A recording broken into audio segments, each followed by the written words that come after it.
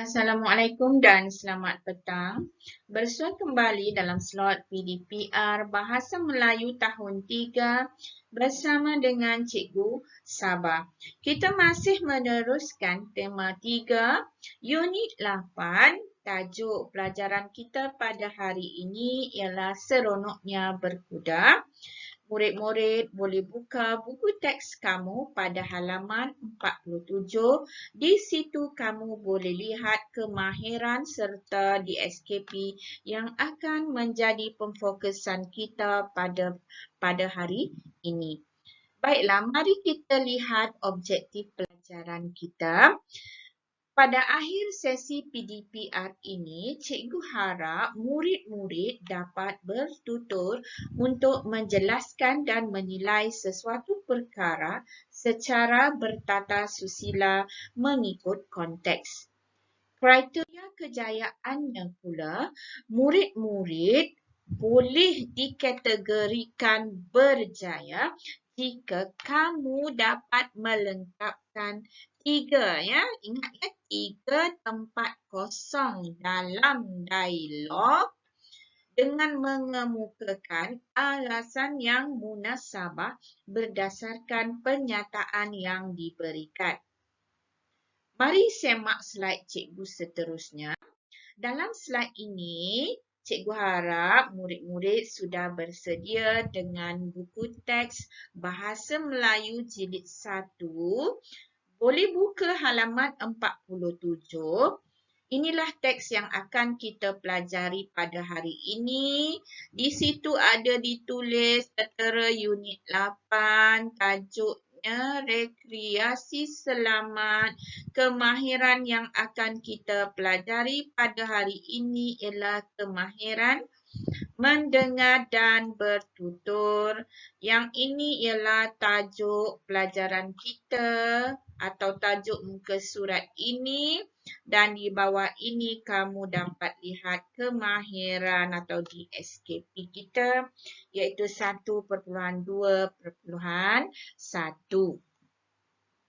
Baiklah, petikan ini sebenarnya menceritakan tentang keluarga Encik Ismail. Ini ialah gambar keluarga Encik Ismail yang berkunjung ke Taman Equestrian di Putrajaya. Kenapa mereka pergi ke situ?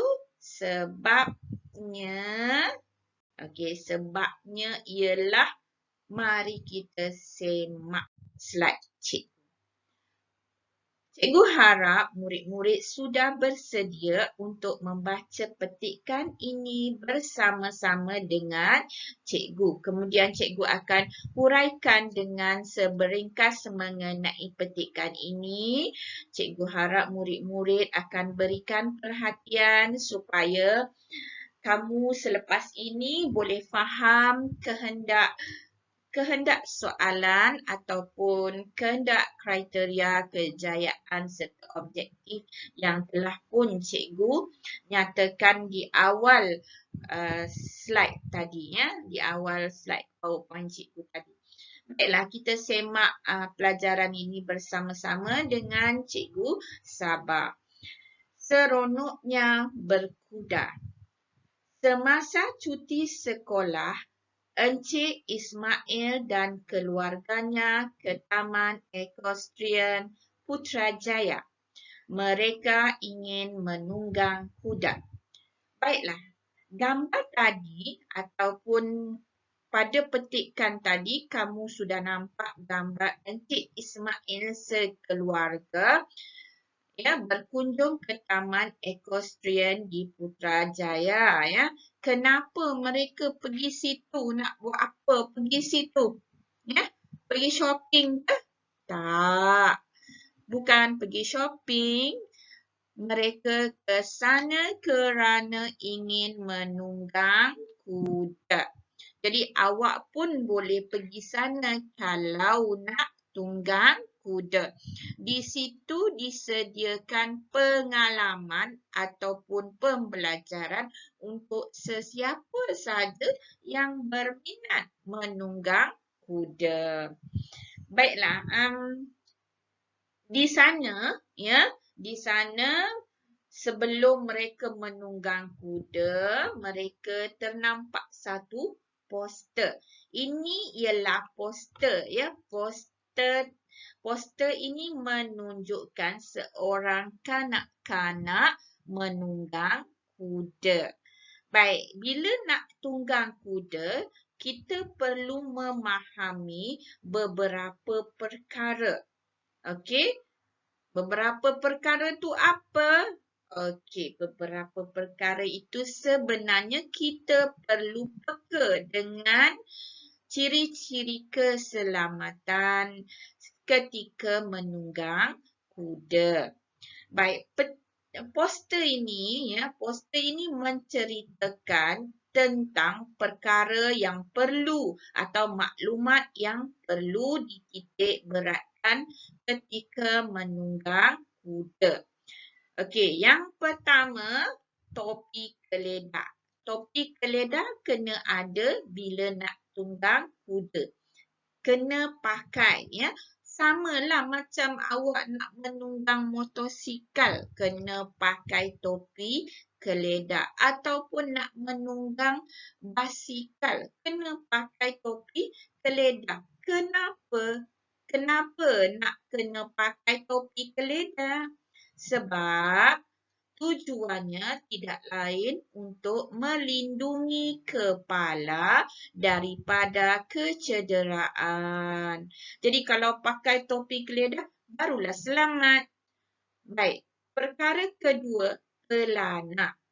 Kalau nak naik kuda, kena ada pelana. Kenapa nak kena ada pelana? Untuk memberi keselesaan semasa duduk kepada penunggang.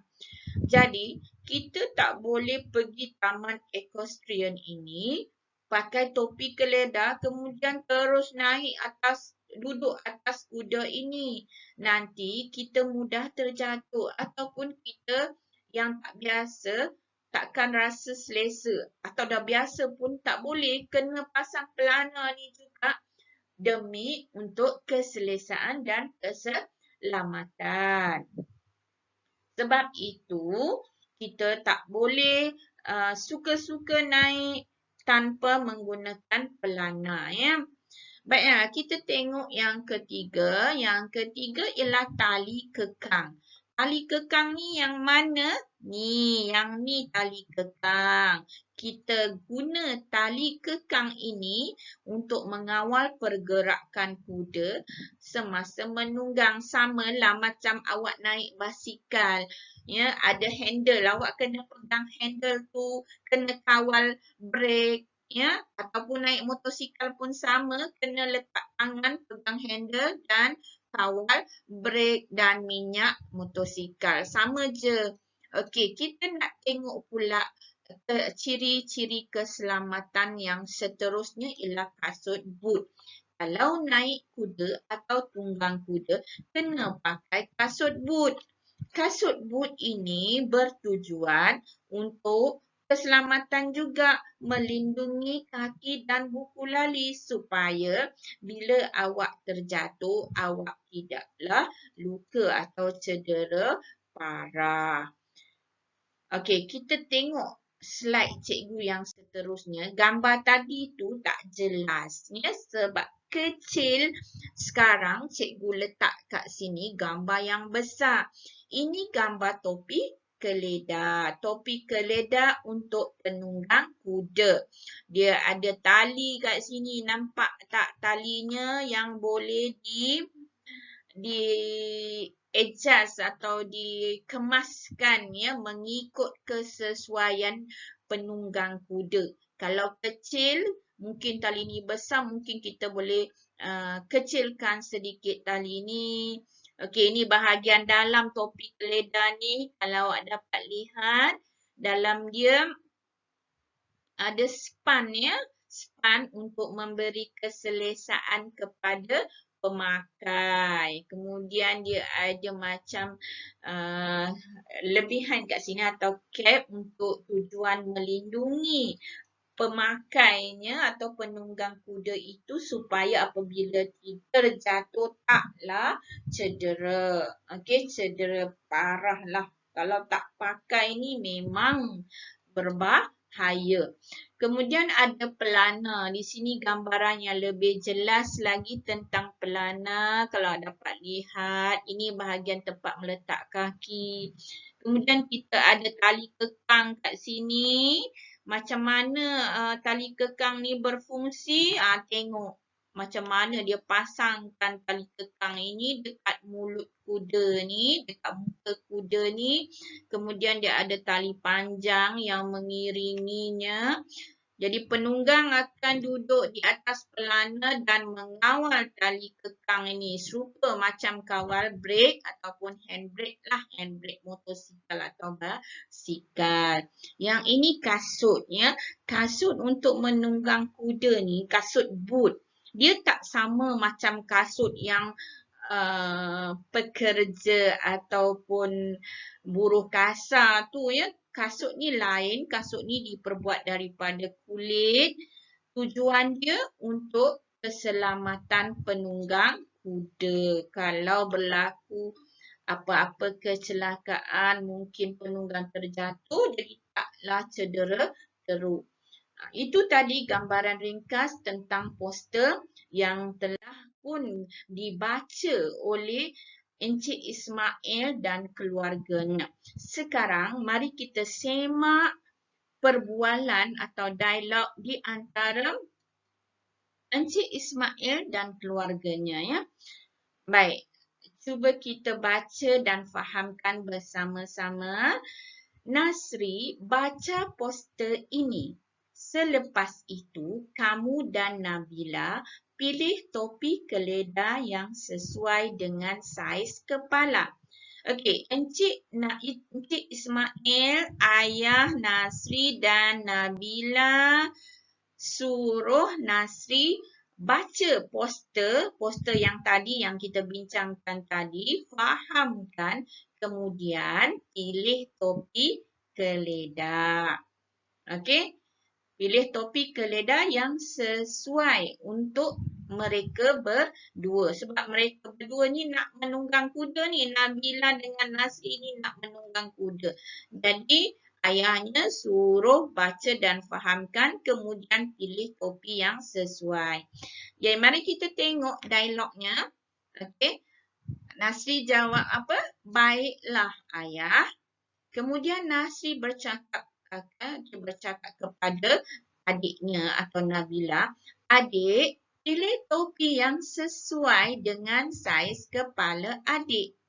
Topi keledar ini. Okey, sekarang kita sedang bincangkan mengenai topi keledar ini. Okey, apa yang awak faham tentang topi keledar ini tadi? Apa tujuan kita pakai topi keledar ini? Okey, dekat sini awak lengkapkan penyataan ini. Topi keledar ini berfungsi sebagai apa? Okey, apa tujuan pemakaiannya? Awak lengkapkan dialog tu kat sini. Kemudian, adik juga perlu memakai kasut boot yang disediakan kerana kenapa? Kerana apa nak pakai kasut boot ni? Okey, jawapannya ada pada poster tadi. Baik, yang berikutnya, selain itu kita perlu apa? Okey, kita perlu apa ni maksudnya selain daripada topi dan kasut boot itu, kita perlu menggunakan apa? Okey, untuk menunggang kuda supaya apa? Okey, apa yang perlu kita gunakan atau apa yang perlu ada lagi sebelum kita menunggang kuda dan apa tujuannya pemakaian item tersebut. Kenapa kita nak pakai selain daripada topi dan kasut, kita kena ada apa lagi? Dah tentu dalam poster tadi kita kena ada apa? Pelana dan tali kekang. Jadi apa tujuannya? Awak kena huraikan di sini. Awak kena huraikan dengan lebih lanjut. Ni tempatnya kecil saja ya. macam pendek je, tapi bukan pendek. Awak kena huraikan yang selanjutnya untuk melengkapkan dialog ini.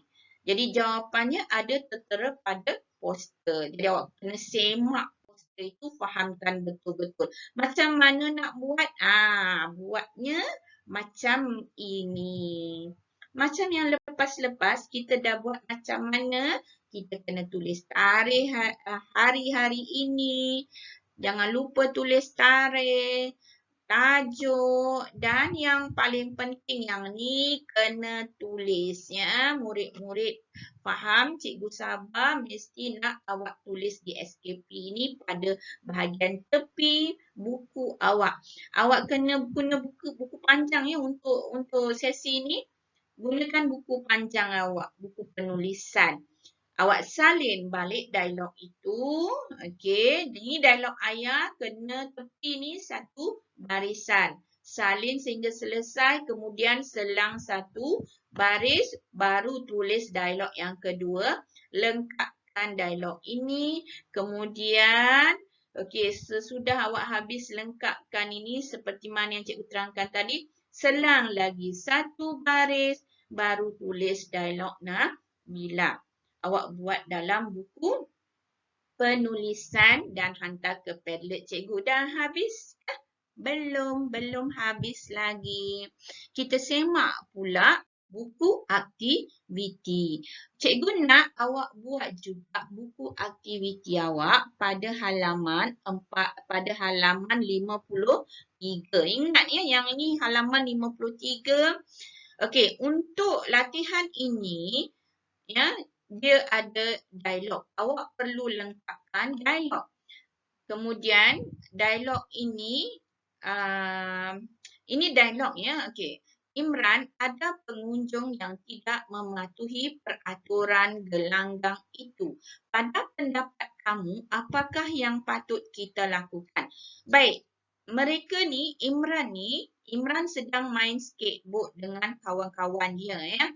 Okey, dalam dekat tepi gelanggang tu dia ada tulis peraturan gelanggang. Maksudnya dia main skateboard di gelanggang dan dekat situ ada dipacakkan signboard yang menyatakan peraturan gelanggang. Apa dia peraturan tu? Yang pertama, pengunjung diwajibkan memakai peralatan keselamatan yang lengkap ketika bermain. Yang kedua, kanak-kanak berumur 8 tahun ke bawah perlu ditemani ibu bapa. Yang ketiga, gunakan kemudahan yang disediakan secara berhemah dan segalanya adalah tanggungjawab sendiri. Baiklah, ini peraturan. Sekarang Imran hendak bermain skateboard dengan kawan-kawannya di gelanggang. Malangnya di situ ada yang tidak mematuhi peraturan. Contohnya budak ini. Ya, salah seorang pengunjungnya. Yang ini yang tidak mematuhi peraturan. Jadi, kalau kamu jadi Imran, apa yang akan kamu lakukan? Okey, kamu jawab soalan sini. Pada pendapat saya, kita nak buat apa? Kalau murid ataupun kamu dapati ada seorang pengunjung yang tidak mematuhi peraturan gelanggang, kamu nak buat apa? Apa nak buat? Okey. Jadi, apa tindakan kamu di sini? Apa yang tindakan yang akan kamu buat? Kamu tulis kat sini. Okey, saya berkata demikian kerana. Okey, kenapa kamu berkata demikian atau bertindak demikian? Beritahu sebab musababnya di sini. Baiklah, untuk makluman kamu yang ini ya. Oh begitu, terima kasih Imran. Kat sini kamu jawablah sendiri seperti mana yang pernah kita buat dalam kelas sebelum ni ya. Untuk pengetahuan kamu, tindakan ini bukan maksud cikgu fleksibel. Kamu harus berfikir secara logik. Ini ialah soalan kebat ya. Kamu harus berfikir beraras tinggi. Kamu boleh kemukakan apa-apa sahaja alasan yang logik dan munasabah.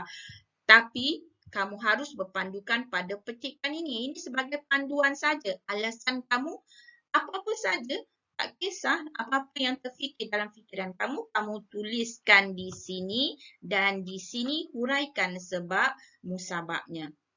Okey, cikgu rasa setakat ini dulu pelajaran kita pada hari ini. Cikgu harap kamu faham apa yang kamu perlu buat, ya.